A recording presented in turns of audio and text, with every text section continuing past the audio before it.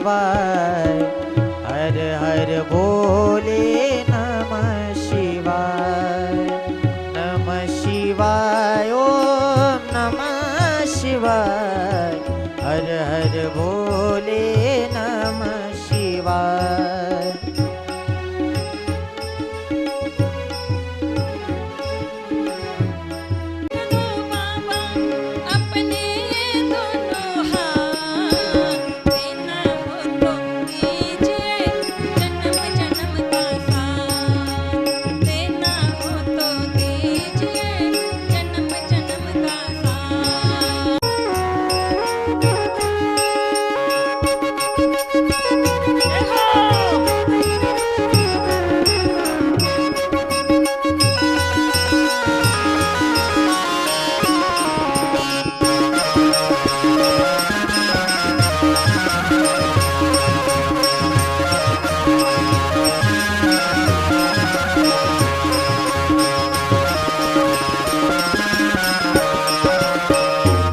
जन्म का साथ देना हो तो दीजिए जन्म जन्म का साथ। सिर पर रख दो बाबा मेरे सिर पर रख दो बाबा अपने ये दोनों हाथ देना हो तो दीजिए जन्म जन्म का साथ देना हो तो देना हो तो दीजिए जन्म जन्म का साथ देना हो तो दीजिए।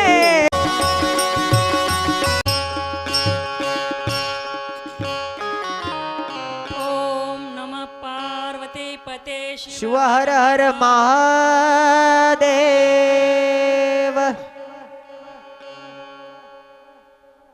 चला या आपल्या महाकाळा या नगरीमध्ये असणारा हा भव्य दिव्य स्वरूपाचा अखंड हरिनाम सप्ताह आणि श्री शिव महापुराण कथेचं आयोजन आणि त्यात ग्रंथराज शिवलीलामृत पारायण सोहळा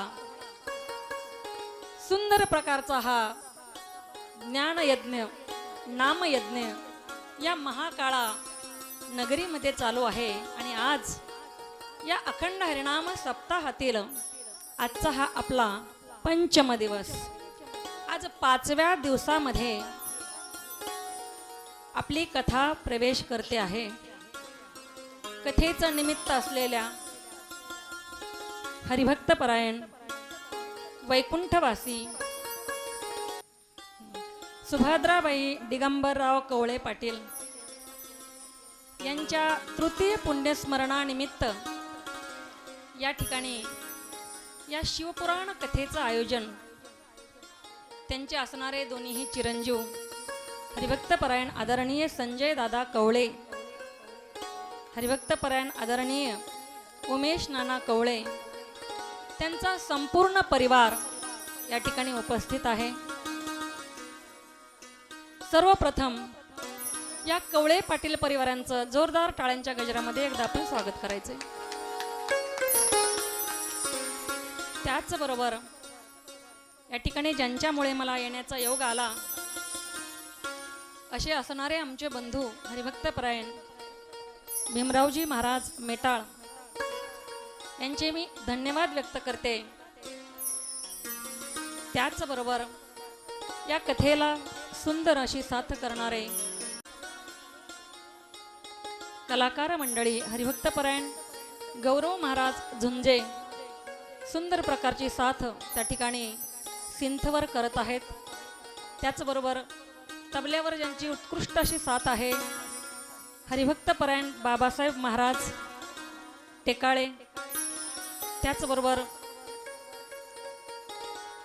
गायनाची साथ करणारे हरिभक्तपरायण अंकुश महाराज वाघमारे आणि त्याचबरोबर साऊंड सिस्टीमवाले दादा,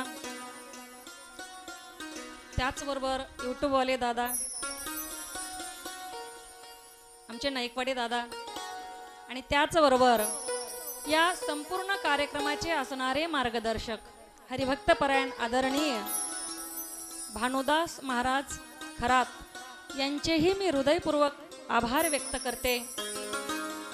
आपण सर्व श्रोते मंडळी आपल्या सर्वांच्या हृदयामध्ये स्थित असणारा भगवान परमात्मा त्या चिद शक्तीला पावन वंदन करते आणि कथेमध्ये प्रवेश करूया.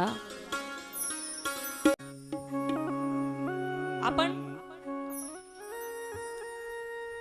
या भारतासारख्या विशाल राष्ट्रामध्ये जन्माला आलेली माणसं आहोत. बघा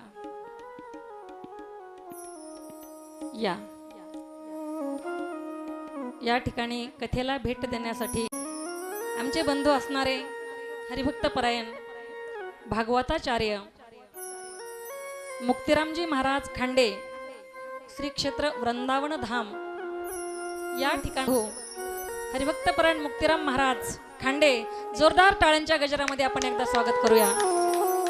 त्याचबरोबर आमच्या वहिनी साहेब आदरणीय राधा राणी वहिनी साहेब त्यांचं या ठिकाणी स्वागत आहे. त्याचबरोबर आमच्या राधाताई बहिर यांचं या ठिकाणी स्वागत आहे. सर्वांचं एकदा जोरदार टाळ्यांच्या गजरामध्ये आपण स्वागत करूया.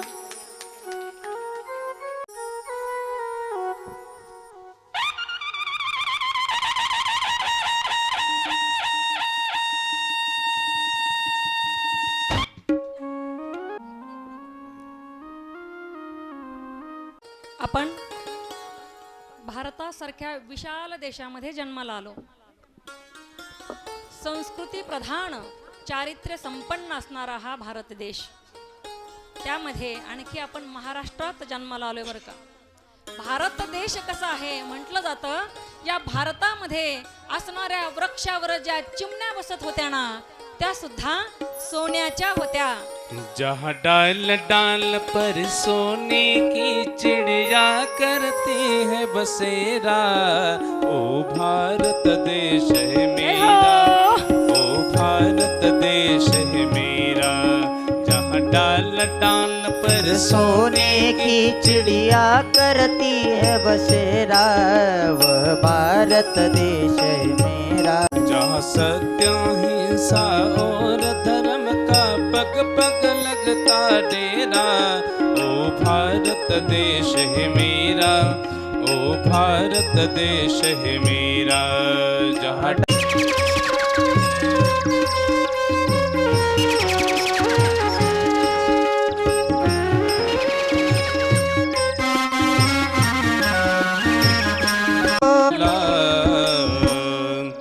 जहाँ सूरज सबसे पहले आकर डाले अपना डेरा, ओ भारत देश है मेरा, ओ भारत देश है मेरा. जहाँ डाल डाल पर सोने की चिड़िया करती है बसेरा, वो भारत देश है मेरा, ओ भारत देश है मेरा, ओ भारत देश है मेरा, ओ भारत देश है मेरा. भारत माता की जय. वा.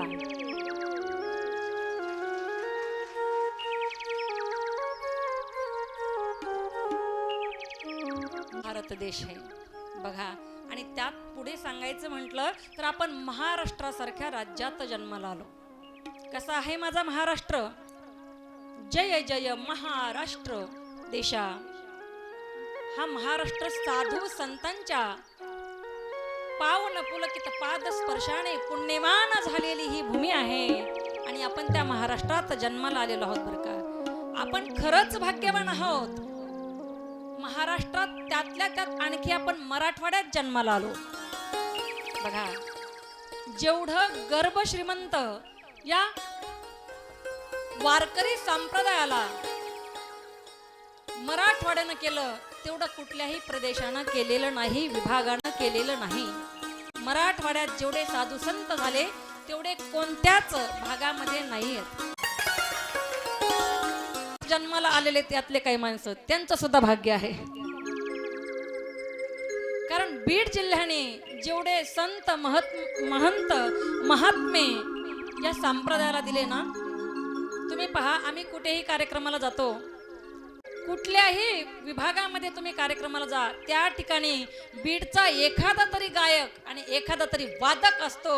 हे बीडचं सुद्धा महत्व आहे बरं का, हे जालना जिल्ह्याचं सुद्धा महत्व आहे. जालना जिल्हा म्हटलं की तुम्ही टाळ्या वाजवणार येतं, तुम्ही जालन्यात आले ना, आणि म्हणून आपण भाग्यवान आहोत, साधू संतांच्या नंतर जन्माला आलो. पवित्र ते कुळ पावन तो देश, पवित्र ते कुळ पावन तो देश, पवित्र ते कुळ पावन तो देश, पवित्र ते कुळ पावन तो देश. जेते हरिचे दास जन्म घेते, जेते हरिचे दास जन्म घेते, जे पवित्र ते कुळ पावन तो देश, पवित्र ते कुळ पावन तो देश, पवित्र ते कुळ पावन तो देश, पवित्र ते कुळ पावन तो देश, पवित्र ते कुळ पावन तो देश. वा, पवित्र ते कुळा पावन तो देश, जेथे हरीचे दास जन्म घेते. जेथे हरीच्या दासांनी जन्म घेतलाय ते पवित्र कुळ आहे, पावन देश आहे, आणि त्या देशामध्ये आपण जन्माला आलोय. बघा, आपली संस्कृती एवढी श्रेष्ठ आहे, एवढी ज्येष्ठ आहे, महान आहे, पण आता कालानुरूप आपण आपल्या संस्कृतीमध्ये पाश्चिमात्य संस्कृतीचं त्या ठिकाणी अनुकरण करत आहोत. ते अनुकरण करत आहोत, परंतु पाश्चिमात्य संस्कृतीचं अनुकरण माणसानं कधीच केलं नाही पाहिजे. एक सुभाषितकार म्हणतात, भारतीय सिखाये योग, भारतीय सिखाये योग जिससे मिलता है सुख संजोग, और पाश्चिमात्य सिखाए भोग जिससे मिलते हैं रोग और केवल रोग.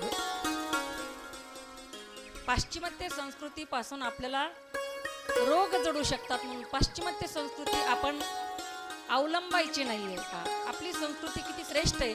आपल्या संस्कृतीमध्ये माता पित्यांची सेवा केली जाते, माता पित्यांचं दर्शन घेतलं जातं, त्यांचे आशीर्वाद घेतले जातात, थोरा मोठ्यांचे आशीर्वाद घेतले जातात. आपल्या संस्कृतीमध्ये पतीचं दर्शन घेतलं जातं, पतीला परमेश्वर म्हटलं जातं, परमेश्वर मानलं जातं. पाश्चिमात्य संस्कृतीमध्ये असं नाहीये. बघा, एकदा काय झालं, अमेरिकेला जाण्याचा योग आला माझा, आणि माझ्यासोबत आमचे दादा सुद्धा होते, मुक्तीराम महाराज. हे आम्ही सर्व मंडळी गेलो कार्यक्रमाला. कुठे? अमेरिकेला. अमेरिकेला जाण्याचा योग आला कार्यक्रमाच्या निमित्तानं, आणि सर्व आमचे महाराज मंडळी आम्ही असं फिरायला निघालो. आता कुठे नवीन ठिकाणी गेल्यानंतर फिरायला जावं वाटतं. मग आम्ही फिरायला निघालो. अमेरिका कशी आहे पाहावा म्हटलं, जरा चला बाहेर. आम्ही सर्व महाराज मंडळी निघालो, आणि अमेरिका कशी आहे पाहण्यासाठी आम्ही निघालो. आणि एका ठिकाणी आपल्यासारखंच त्या ठिकाणी सुद्धा माणसं मरतात, आणि माणसं मेल्यानंतर त्यांना जाळलं जातं, पुरलं जातं.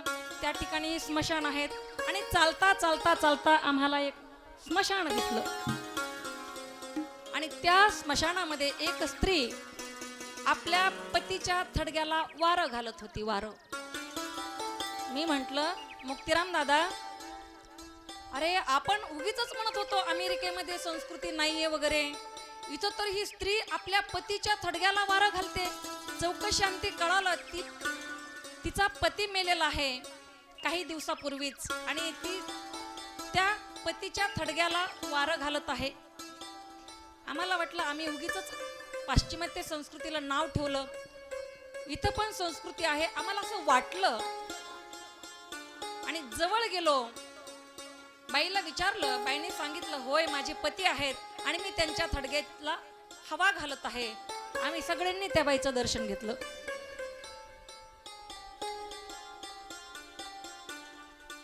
आम्ही सर्वांनी त्या बाईचं दर्शन घेतलं. बाईला विचारलं का हो, अहो जिवंतपणे तुम्ही एवढी सेवा केली असेल पतीची आणि म्हणूनच की काय मेल्यानंतर सुद्धा तुम्ही तुमच्या पतीच्या थडग्याला वारं घालतात. बाई म्हटली, प्रतिभाताई तसं काही नाहीये. मी म्हंटल मग कसं आहे? त्या बाईनं सांगितलं की माझा पती मरण्याच्या अगोदर मला म्हणाला, हे बघ मला माहित आहे मी मेल्यानंतर तू दुसरं लग्न करणारच आहेस, पण कमीत कमी माझं थडगं वाळल्याशिवाय तरी लग्न करू नको. म्हणून त्याचं थडगं लवकर वाळवण्याचा प्रयत्न करते, म्हणून मला पटकन लग्न करता येईल, म्हणून या थडग्याला मी हवा घालते.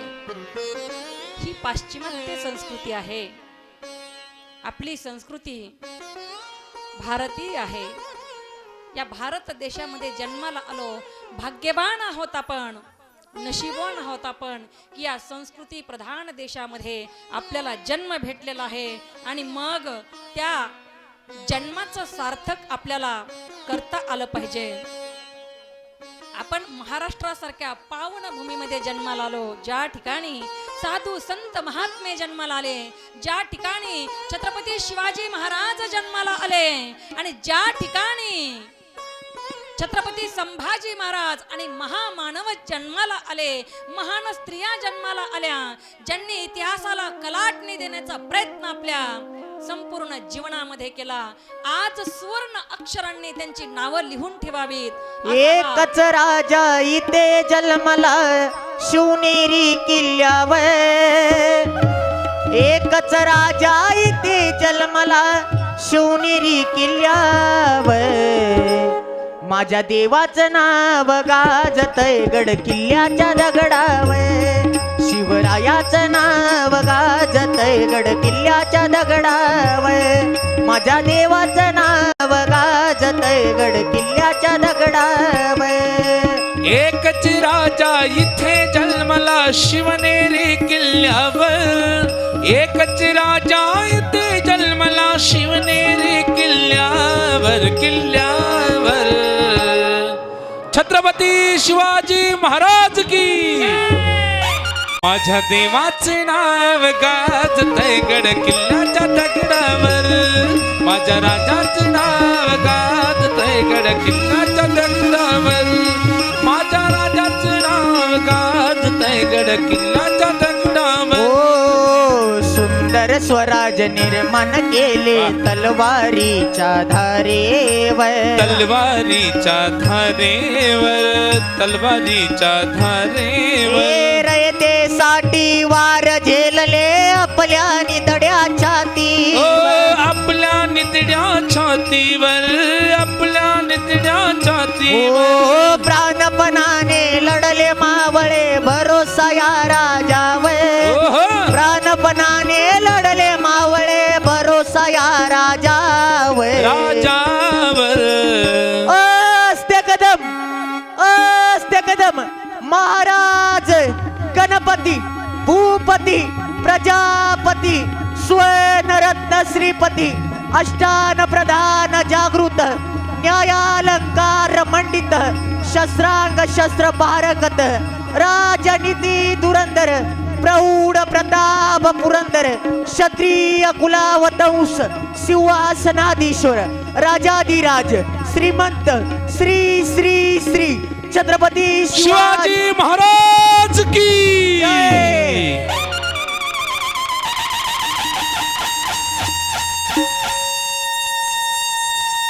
माझ्या राजाचे नाव गाजतय गड किल्ल्याच्या दगडावर, माझ्या देवाचे नाव गाजतय गड किल्ल्याच्या दगडावर, माझ्या राजाचे नाव गाजतय गड किल्ल्याच्या दगडावर. गिरीशी करी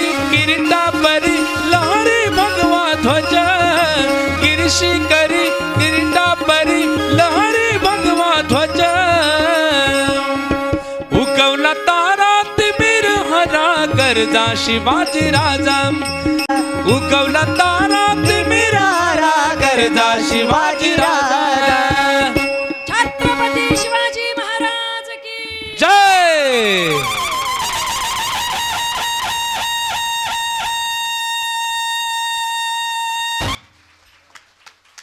आणि त्या छत्रपती शिवरायांचे आपण मावळे आहोत. कसे असतात मावळे एवढं सांगून कथेकडे आपण मार्गक्रमण करूया. सळसळत रक्त, सळसळत रक्त, शिवबांचे भक्त अन कपाळी भगवा टिळा.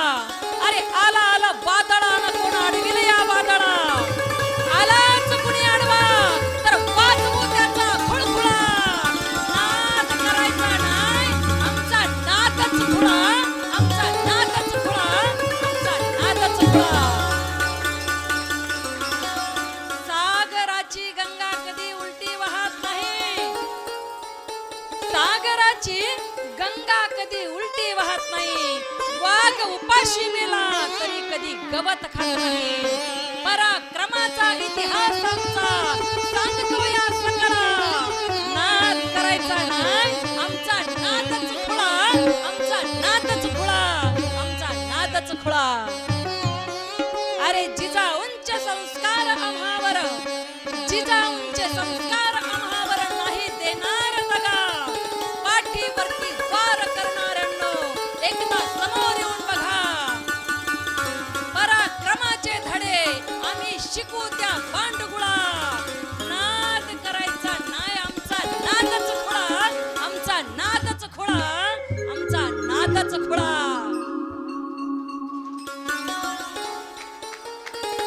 इथला प्रत्येक मावळा, इथला प्रत्येक मावळा शिवरायांचा गड आहे. त्याचं हृदय बाले किल्ला आणि मन राजगड आहे.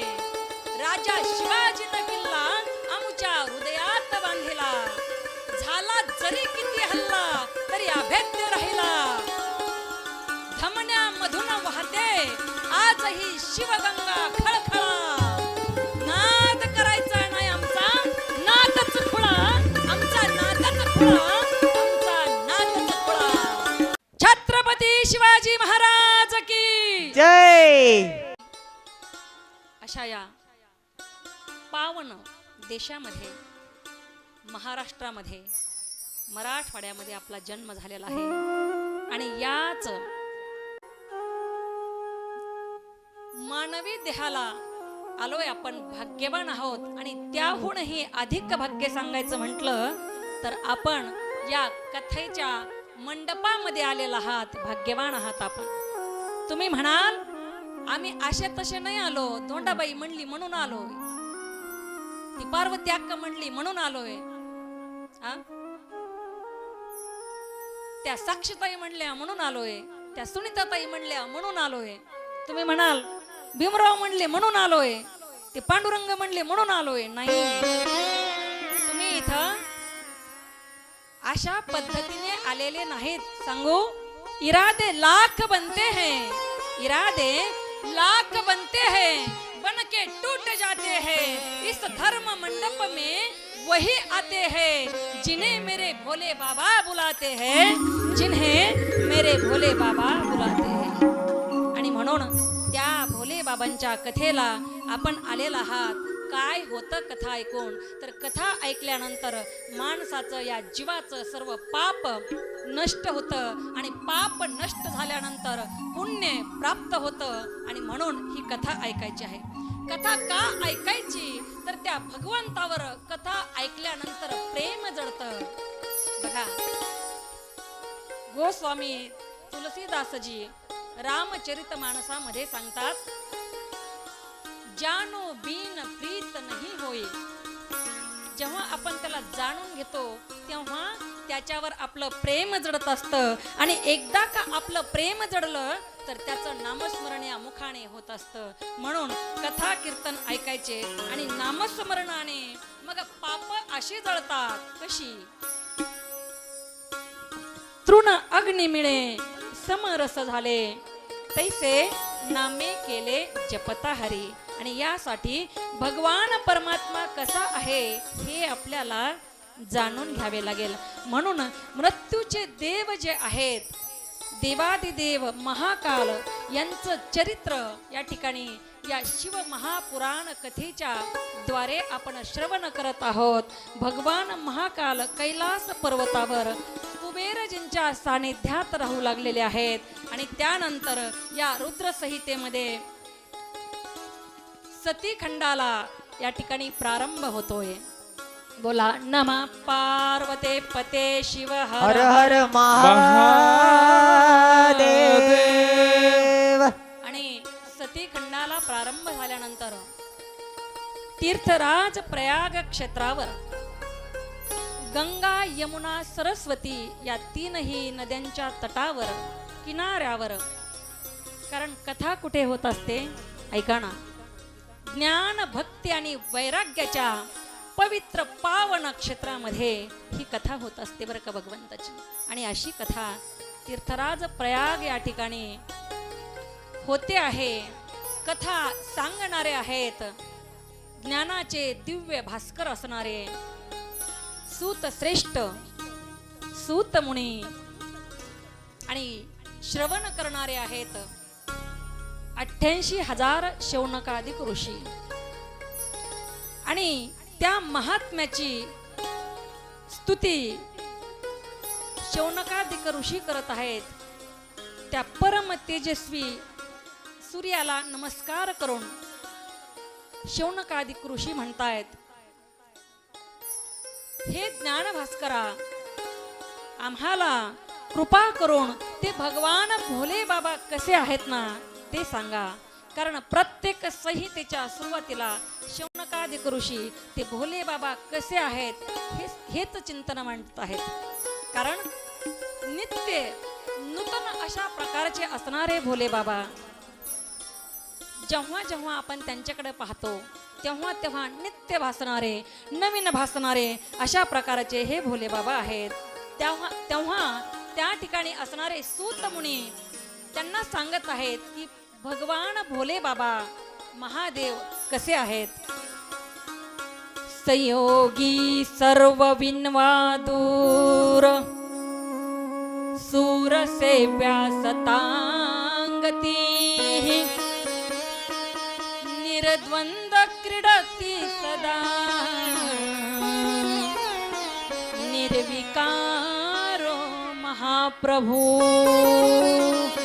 वाह, क्या बात है. कसे आहेत भगवान भोले बाबा, तर ते आहेत असे संयोगी, ते योगी आहेत, ते योगी आहेत. सूरसेव्या म्हणजे सतत त्या ठिकाणी असणारे देवता ज्यांची पूजा करतात.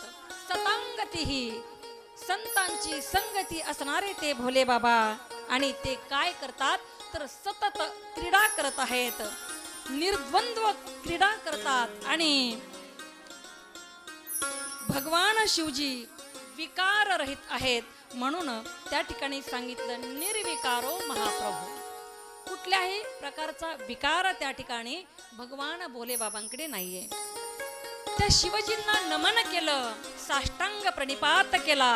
आणि वर्णन करत आहेत शिवजींनी विष्णू आणि ब्रह्मदेवाची उत्पत्ती केली तेव्हा ज्योतिर्रूपाने भगवान शिवजींनी त्यांना दर्शन दिलेलं आहे. आणि ओम नमः शिवाय मंत्र दिला, ब्रह्मदेवांना सृष्टी निर्मितीचा आदेश दिला. हा कथाभाग आपण पाहिलेला आहे कालच्या कथेमध्ये. पण त्यावेळी सृष्टीमध्ये मानवांची निर्मिती होत नव्हती. पहा, जेव्हा भगवान शिवजींनी श्रीहरी विष्णूंना आपल्या वामंगातून प्रकट केलं आणि त्यांच्या नाभी कमलातून ब्रह्मदेवाची उत्पत्ती केली आणि यांना सांगितलं की तुम्ही आता सृष्टीची निर्मिती करा. ब्रह्मदेवाकडे हे काम सोपवलं, तुम्ही सृष्टीची निर्मिती करा. ब्रह्मदेवांनी सर्व सृष्टीची निर्मिती केली. आणि लक्षात ठेवा बरं का, आपल्या अगोदर बाकीचे प्राणी जन्माला आलेले, जलचर, भूचर, खेचर सगळे प्राणी बनवून झाले, परंतु मानवाची काही निर्मिती होत नव्हती. आणि तेव्हा ब्रह्मदेवानी भगवान महादेवांना सांगितलं की या ठिकाणी मी सर्व सृष्टीची निर्मिती माझ्या पद्धतीने जमेल अशा प्रकारची केलेली आहे, परंतु या ठिकाणी मानवाची निर्मिती मी काही करू शकलेलो नाहीये. तेव्हा मग भगवान शंकरांनी त्या ब्रह्मदेवांना सांगितलं की तुम्ही कामदेवाला त्या ठिकाणी पाचारण करा. तेव्हा कामदेव त्या ठिकाणी आलेले आहेत आणि त्या कामदेवाला भगवान शिवजींच्या आदेशानुसार ब्रह्मदेवांनी 5 बाण दिले, पंचबाण दिलेले आहेत आणि सांगितलं की तुम्ही तुमच्या स्वरूपानं या सृष्टीमध्ये जेव्हा आम्ही स्त्री आणि पुरुषाची उत्पत्ती करू तेव्हा तुम्ही त्या स्त्री आणि पुरुषाच्या अंतःकरणामध्ये काम उत्पन्न करायचं आहे.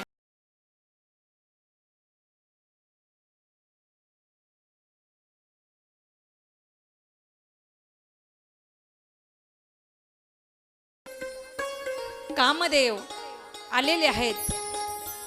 कामदेवाला कशा प्रकारे सृष्टीच्या उत्पत्तीसाठी कार्य करायला सांगितलं त्याचं वर्णन त्या ठिकाणी सूत महाराज करत आहेत. अनेनत्वं स्वरूपेन पुष्पबाणे च्या स्वरूपानं, कारण कामदेवाचं स्वरूप पाहिल्यानंतर कुणालाही त्या कामदेवाचा मोह व्हावा असे असणारे कामदेव आहेत बरं का. आणि त्या कामदेवांना सांगितलं की तुमचं काम हे आहे स्त्री आणि पुरुषांच्या अंतःकरणामध्ये काम निर्माण करायचं आहे, कामना निर्माण करायची आणि त्या योगे सृष्टीची रचना अर्थात त्या ठिकाणी मानवांची निर्मिती होईल. कामदेव ठीक आहे म्हटले आणि निघून गेले. भगवान महादेवांच्या आदेशानुसार ब्रह्मदेवालाही शिवजींनी आज्ञा केली, तुम्ही तुमच्या पद्धतीने एक स्त्री बनवा. एक सुंदर स्त्री ब्रह्मदेवाने बनवलेली आहे.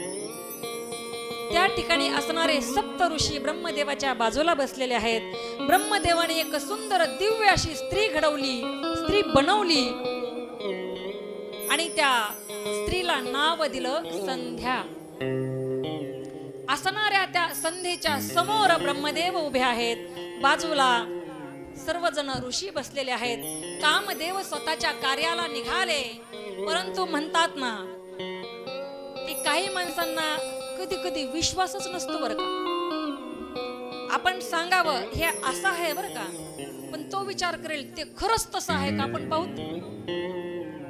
आणि अशा प्रकारे कामदेवालाही वाटलं की ब्रह्मदेवांनी आपल्याला हे पंचबाण दिलेले आहेत, पंचबाण स्त्री आणि पुरुषावर सोडायला दिलेले आहेत.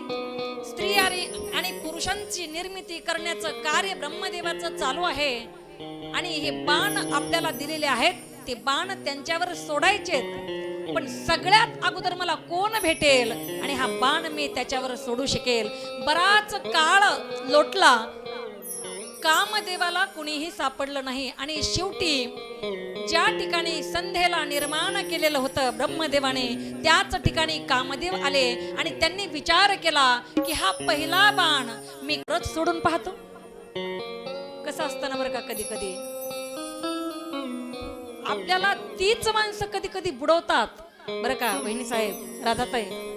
कधी कधी आपल्याला तीच माणसं बुडवतात ज्यांना आपण स्वतः पोहायला शिकवलेलं असतं.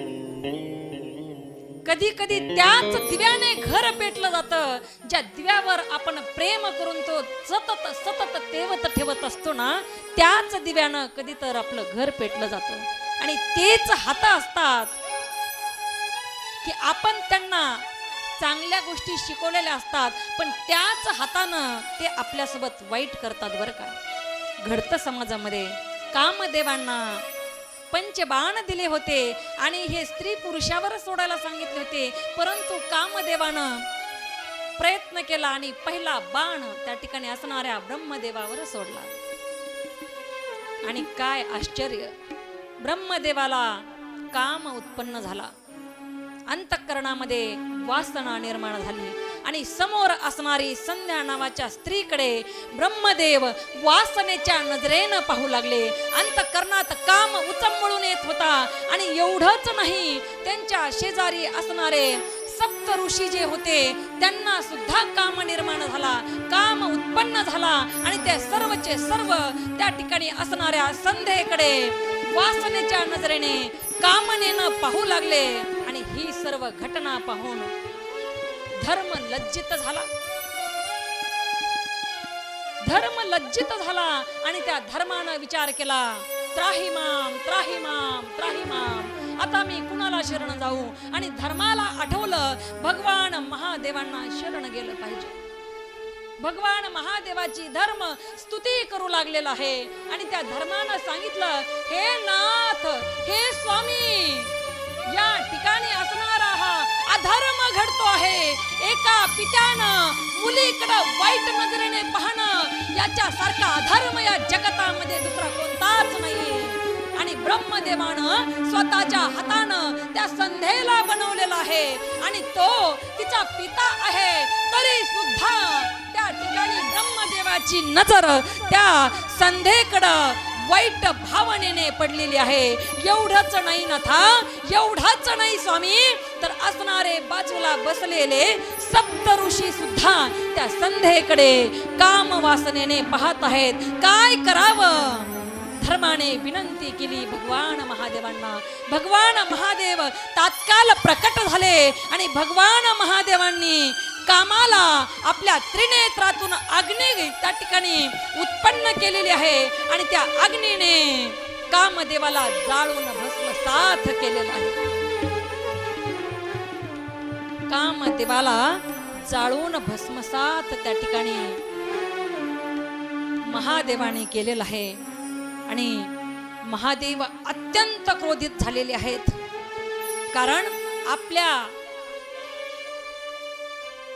मुलीवर, आपल्या बंधूच्या पत्नीवर, आपल्या भावाच्या पत्नीवर अर्थात भाऊजाईवर, आपल्या मातेवर, बहिणीवर, आणि एवढंच नाही तर आपली पत्नी सोडून इतर स्त्रियांकडे चुकीच्या नजरेनं पाहणं हे सर्वात मोठं पाप त्या ठिकाणी सांगितलेलं आहे. बरं सांगू तुम्हाला, परमार्थ, परमार्थ म्हणजे काय असतो ऐका. परमार्थ कशाला म्हणतात? प्रत्येकाचा आपापला परमार्थ आहे. संसारिकाचा परमार्थ सांगेल, पुरुषांचा परमार्थ सांगेल मी आपल्याला. रात्रीच्या 12 वाजता सुद्धा लक्ष देऊन ऐका.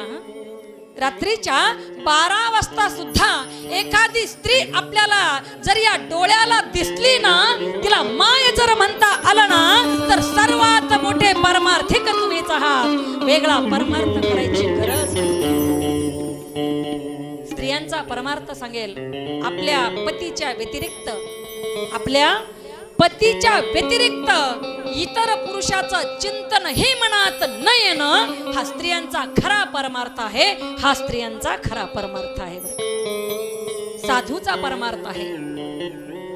साधूने सतत अखंड भगवंताचं नामस्मरण केलं पाहिजे. साधूचा परमार्थ आहे. पत्नीचा परमार्थ मी सांगितलं, पत्नी या शब्दाची व्याख्याच अशी आहे, जी पतनापासून वाचवते तिला पत्नी म्हणतात. बरं का, तिला पत्नी म्हणतात. आणि आपली पत्नी सोडून इतर स्त्रियांच्या बाबतीमध्ये आपल्या मनात कुठलाही वाईट विचार न येणं हा सर्वात पराविया नारी मामुली समान, पराविया नारी मामुली समान, मानिलिया घन कायवेचे हो, मानिलिया धन कायवेचे. परनारीला माते समान मानलं पाहिजे. आणि ही आपली संस्कृती आहे. ही आपली संस्कृती आहे. ऐका, भगवान महादेवांना एवढा राग आला. भगवान महादेव एवढे क्रोधित झाले, एवढे क्रोधित झाले. भगवान महादेव आणि भगवान महादेवानं ब्रह्मदेवाकडे पाहिलं आणि ब्रह्मदेव आता घाबरले, थर थर थर थर थर थर थर थर कापू लागले आणि इकडे तिकडे सैरा वैरा पळू लागले. पळत असताना ब्रह्मदेवानं मृगाचं रूप धारण केलं आणि मृगाच्या रूपात असणारे ब्रह्मदेव पळतात. तेवढ्यात महादेवांनी स्वतः त्या ठिकाणी बाण सोडला आणि त्या मृगाची मान धडा वेगळी केली आणि त्यावेळी त्या ठिकाणी मृगशिरा किंवा मृग ज्याला आपण म्हणतो ते नक्षत्र तयार झालं. 27 नक्षत्रापैकी एक असणारं नक्षत्र, ते नक्षत्र म्हणजे मृग. जेव्हा ब्रह्मदेव सैरावैरा पळू लागले तेव्हा त्यांची मान धडा वेगळी केली, तेव्हा या नक्षत्राची निर्मिती झाली. नमः पार्वती पते शिव हर हर हर हर महादेव.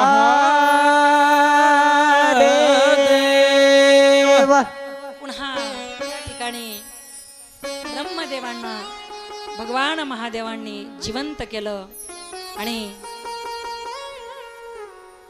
ब्रह्मदेव भगवान महादेवांची स्तुती गाऊ लागले. काय म्हणतायत ब्रह्मदेव? बाबा दया कर लो, बाबा दया कर लो, झोली मेरी भर लो, तेरी दया का हम, तेरी दया का हम गुणगान करेंगे, तेरा नाम करेंगे, तुझे याद करेंगे, तुझे याद करेंगे. बाबा दया कर लो, झोली मेरी भर लो, तेरी दया का हम सदा, तेरी दया का हम सदा गुणगान करेंगे, तेरा नाम करेंगे, तेरा नाम जपेंगे, तुझे याद करेंगे. याद करते हो. ताली बजाओ सब जण.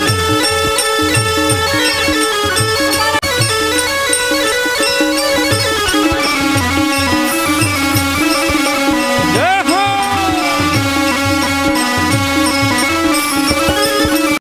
कर लो बाबा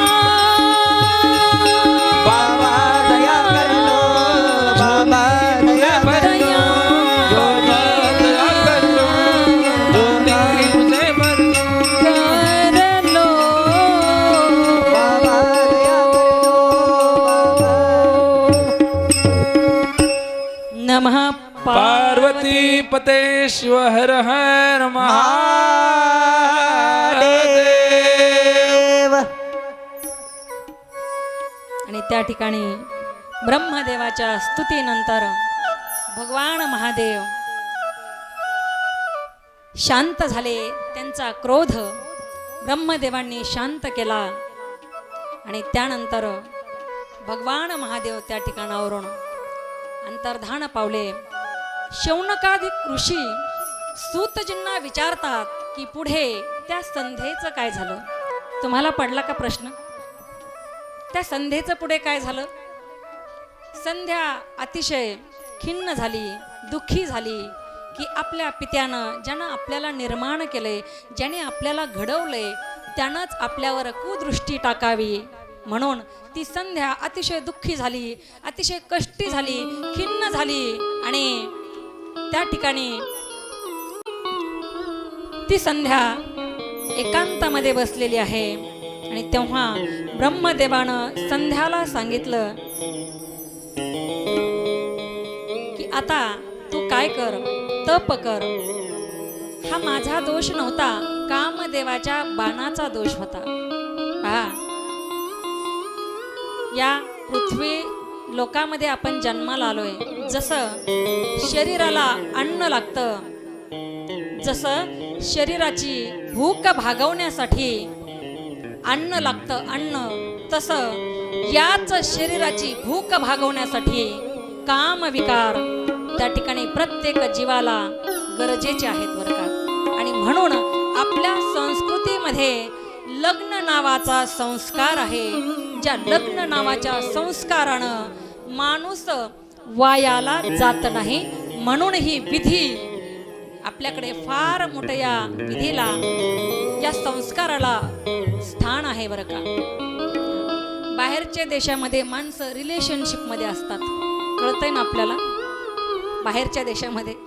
पण आपल्या देशामध्ये लग्न करून त्याच्याच घरात मरेपर्यंत राहावं, हे आपल्या आई वडिलांचंही सांगणं असतं. पूर्वीचे लोक म्हणायचे, उभी चाललीस ना तिथून आडवच बाहेर यायचं. पूर्वीचे लोक म्हणायचे उभं जायचं आणि आडवं बाहेर. आडवं म्हणजे रांगत रांगत नाही यायचं आणि चितेवर यायचं. प्रेत त्या घरातून बाहेर आलं पाहिजे असा त्याचा अर्थ. आणि खऱ्या अर्थानं त्या संध्येला ब्रह्मदेवाने सांगितलं की हे संध्ये, यात माझाही दोष नव्हता. ब्रह्म त्या ठिकाणी असणाऱ्या कामदेवाच्या बाणामुळे हे सगळं घडलं गेलं. तू आता काय कर, तर तू तपश्चर्या कर. आणि संध्या तपश्चर्या करण्यासाठी निघून गेलेली आहे. त्या ठिकाणी असणाऱ्या ब्रह्मदेवानं वशिष्ठ ऋषींना सुद्धा त्या संध्येकडे पाठवलं.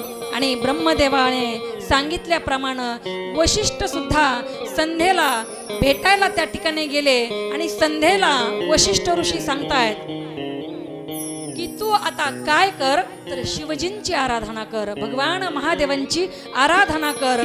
संध्येनं भगवान महादेवाची आराधना केली. शिवजी प्रसन्न झाले. तेव्हा संध्यानं भगवान शिवजीकडून अर्थात महादेवांकडून वर मागून घेतला. काय वरदान मागितलं ऐका ना. त्या संध्येनं भगवान महादेवांकडे वरदान मागितलं, हे देवादिदेवा महादेवा, तुम्ही प्रसन्न झालेला आहात ना मला, तर मला असं वरदान द्या जे संपूर्ण जगतासाठी कल्याणकारी असेल, जे संपूर्ण जगतासाठी लाभदायक असेल, असं वरदान तुम्ही मला द्या. आणि संध्या वरदान मागू लागली. काय म्हणते संध्या ऐका.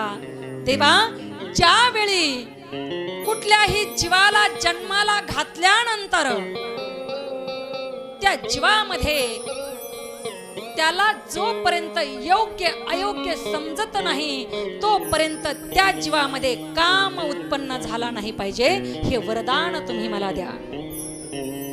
उपकार आहेत त्या संध्येचे आपल्यावर. 10, 12, 13, 14 वर्षापर्यंत जन्मलेल्या जीवाला काम कशाला म्हणतात हे कळत नाही, त्याला माहित नाही. वासनेच्या विकारामध्ये तो अडकत नाही. यासाठी आपल्याला त्या संध्या मातेचे उपकार मानावे लागतील. आणि शिवजींनी संध्येला आणखी एक वरदान दिलं. ते वरदान असं होतं, संध्या, तू अनेक वर्ष तपश्चर्या केलीस आणि या तपश्चर्येमुळं मी तुझ्यावर अगदी प्रसन्न झालेलो आहे. आणि तुला मी वरदान देतो आहे की आकाश मंडलामध्ये असणाऱ्या सप्त ऋषींपैकी एक ऋषी म्हणजे वशिष्ठ ऋषी आहेत. आणि त्या वशिष्ठ ऋषींची पत्नी म्हणून तुम्हाला त्या आकाश मंडलात तारा म्हणून मानाचं स्थान मिळेल, असं संध्येला भगवान महादेवांनी वरदान दिलं. आणि सप्त ऋषी मध्ये कोणालाही पत्नी नाहीये, परंतु फक्त आणि फक्त वशिष्ठ ऋषींना स्वतःची पत्नी त्या ठिकाणी आहे आणि ते सोबत राहतात. आणि मग त्याच ठिकाणी संध्येनं देह त्यागला आणि अरुंधती म्हणून ती संध्या प्रकट झाली. आणि वशिष्ठ ऋषींच्या पत्नीचं नाव अरुंधती अशा प्रकारचं या ठिकाणी सांगितलेलं आहे. आणि हेच वशिष्ठ ऋषी आणि असणारी अरुंधती त्यांची पत्नी सूर्यकुलामध्ये जन्मलेल्या भगवान प्रभू रामचंद्रांचे गुरु आणि गुरुमाता बनले. बोला वशिष्ठ महाराज की जय. त्यांचा थाटामाटात त्या ठिकाणी गोड संसार प्रपंच सुरू झाला. आणि पुढे वर्णन करतात की ब्रह्मदेव अतिशय दुःखी झाले. का? ब्रह्मदेव अतिशय दुःखी झाले कशामुळे?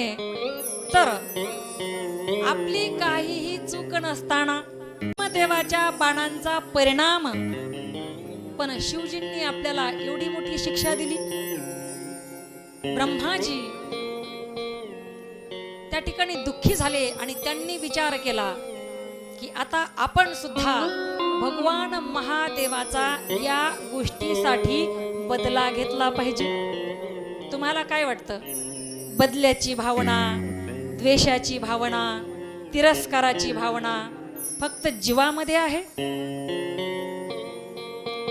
खुर्चीसाठी भांडणं इथेही आहेत आणि तिथेही आहेत. द्वेष, मत्सर, तिरस्कार इथेही आहे आणि तिथेही आहे. ब्रह्मदेवाला वाटलं आपण महादेवाचा बदला घेतला पाहिजे. आणि मग ब्रह्मदेवाने काय केलं? आपला पुत्र दक्ष याला सांगितलं की तू त्या असणाऱ्या महादेवाची जिरवण्यासाठी एक मला कल्पना सुचलेली आहे. दक्षाला बोलता येतं ब्रह्मदेव, जिरवा जिरवी तिथे पण आहे बरं.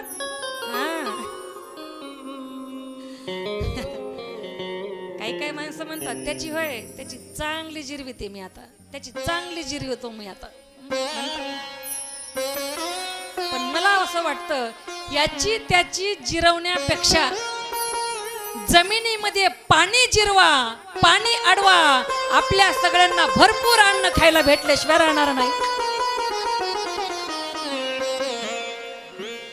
झाडे लावा, झाडे जगवा, वृक्ष संवर्धन करा.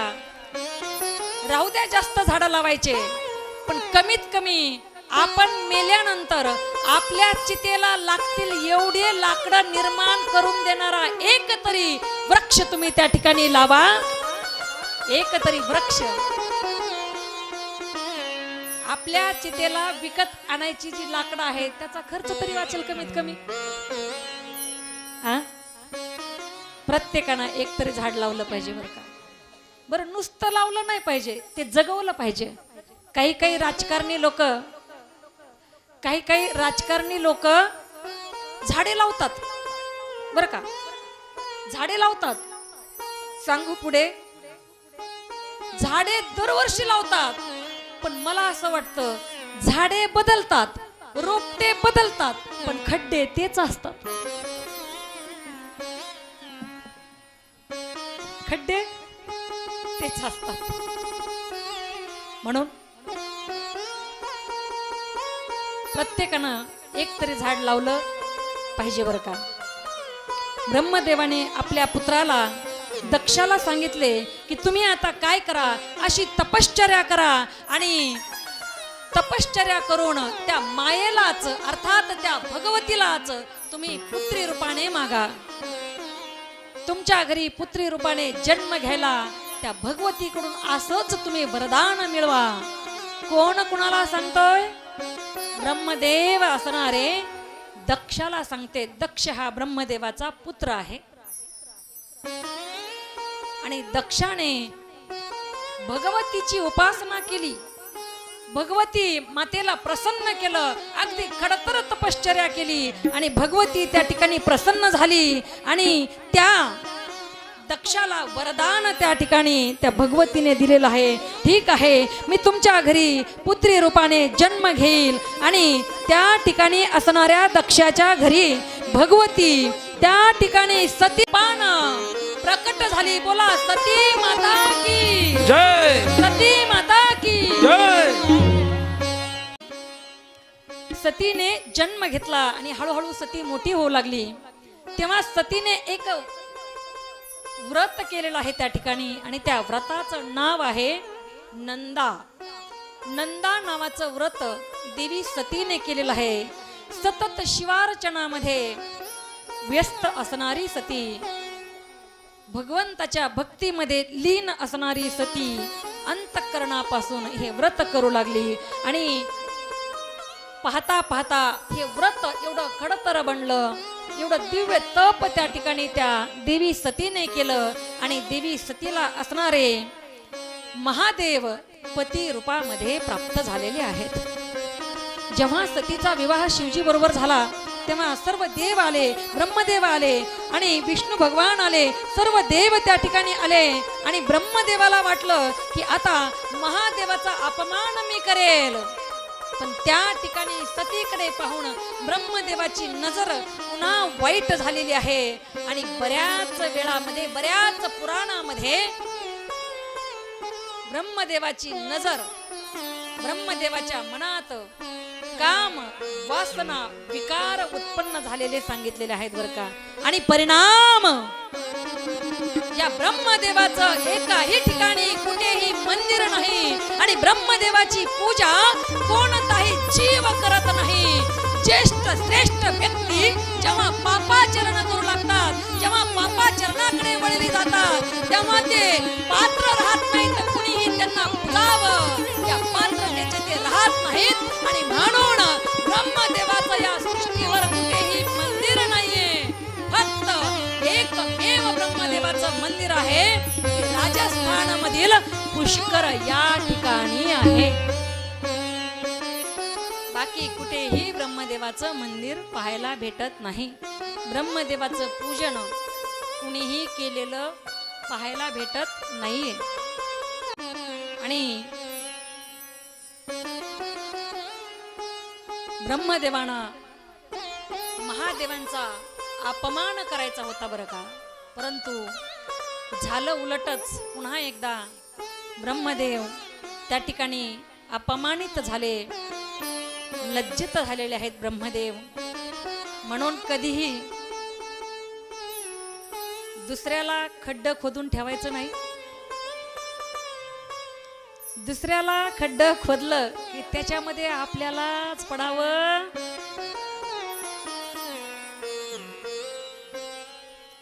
आपण दुसऱ्याचं वाईट सुद्धा कधी चिंतायला नाही पाहिजे बरं का.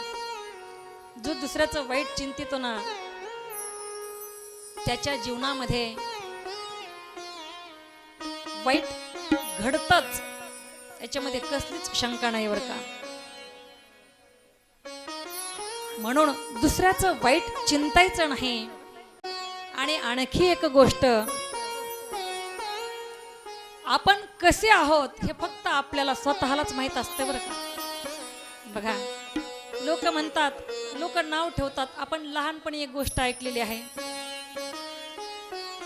एक गाढव आणि एक माणूस आणि त्याचा मुलगा बाजाराला चालले होते. ती काही पायी पायी चालले. लोक बाजूने जाणारे म्हणू लागले, अरे मूर्ख आहेत की काय म्हणले तुम्ही, एवढं मोठं तुमच्या जवळ गाढव आहे आणि तुम्ही पायी पायी चालताय. अरे गाढवावर बसा ना. मग त्यातल्या बापानं विचार केला, कारण बाप अगोदर लेकराचा विचार करत असतो बरं का. बापानं विचार केला की आपल्या लेकराला गाढवावर बसवावं. बापाने लेकराला गाढवावर बसवलं. पुढे गेले थोडस. पुढचे माणसं म्हणू लागले, काय मूर्ख मुलगा आहे म्हटले, हा धडधाकट मुलगा आहे, तरणा बांड आहे, हा आणि हा गाढवावर बसला आहे आणि आपल्या म्हाताऱ्या बापाला पायी पायी चालायला लावले.